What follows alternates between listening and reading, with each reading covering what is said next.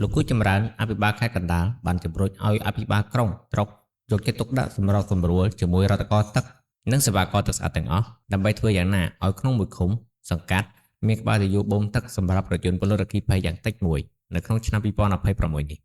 លោកលើកឡើងដូចនេះនៅក្នុងទិវាជាតិបកានិងពលរដ្ឋអគ្គិភ័យនៅថ្ងៃទី22ខែកុម្ភៈនៃខេត្តកណ្ដាលនៅដើមឆ្នាំ2026នេះគ្រោះអគ្គិភ័យបានកើតឡើងនៅតាមបណ្ដារាជធានីខេត្តជាច្រើនដែលអាជ្ញាធរពាក់ព័ន្ធកំពុងយកចិត្តទុកដាក់និងត្រៀមបង្ការជាក់ស្ដែងដើម្បីផ្ដល់ភាពងាយស្រួលដល់ប្រជាជនពលរដ្ឋអគ្គិភ័យក្នុងការបញ្ចូលទឹកលោកគួរចម្រើនណែនាំអភិបាលក្រុងស្រុកទូទាំងខេត្តកណ្ដាលត្រូវជំរុញរៀបចំឲ្យមានទីតាំងដាក់ក្បាលទយោបូមទឹកឲ្យបានយ៉ាងតិចមួយនៅតាមឃុំនិងសង្កាត់នៅពេលមានបញ្ហាអគ្គិភ័យណាមួយកើតឡើងនៅក្នុងមូលដ្ឋានបើទោះបីជាមានរថយន្តពលរដ្ឋអគ្គិភ័យក៏ដោយប៉ុន្តែនៅពេលដែលរថយន្តបាញ់ទឹកអស់ហើយក្បាលប៊ូបូទឹកនៅឆ្ងាយនោះជាការជួយពន្លត់អគ្គិភ័យកាន់តែពិបាក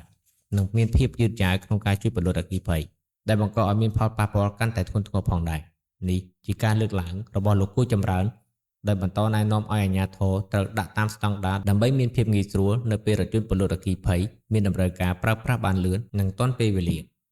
លោកគូចម្រើនក៏បានជំរុញដល់ស្នងការនគរបាលខេត្តកណ្ដាលត្រូវពង្រីកការបណ្ដុះបណ្ដាលជំនាញបង្ការទប់ស្កាត់ពន្លត់អគ្គិភ័យនិងសង្គ្រោះទៅកាន់អាជ្ញាធរមូលដ្ឋានប្រជាការពារប្រជាពលរដ្ឋនិងរោងចក្រសហគ្រាសដើម្បីឲ្យយល់ដឹងបន្ថែមនៅពេលដែលមានគ្រោះអគ្គិភ័យការបណ្ដុះបណ្ដាលនេះនឹងអាចឲ្យប្រជាពលរដ្ឋធ្វើអន្តរាគមន៍ជួយពន្លត់បានទាន់ពេលវេលាកាត់បន្ថយការរីករាលដាលនៃអគ្គិភ័យកាន់តែធំបន្ថែមទៀតនេះបើតាមរដ្ឋបាលខេត្តកណ្ដាល